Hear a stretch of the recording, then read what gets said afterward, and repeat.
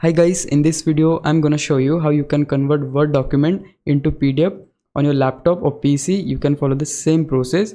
So it's quite easy to convert your Word document into PDF in Microsoft Word. So right now here you can see that I have this Microsoft Word document which I want to convert. So for that, firstly we just need to head over to File tab, click on Save As, click on Browse and choose the location where you want to save this. I'm just gonna save this on my this folder.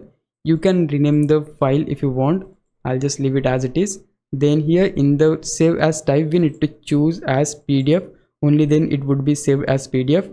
Then here you have option for quality, so people generally go with standard. Then here you have options, and right here you will see a couple of more settings, like if you want to convert specific pages into PDF you can do that from here, but since we want to convert all of our Word document into PDF, that's why we have selected it on all.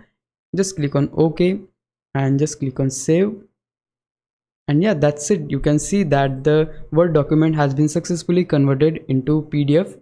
Now if you found this video helpful, please leave a like, subscribe the channel. I'll meet you in the next one. Bye bye.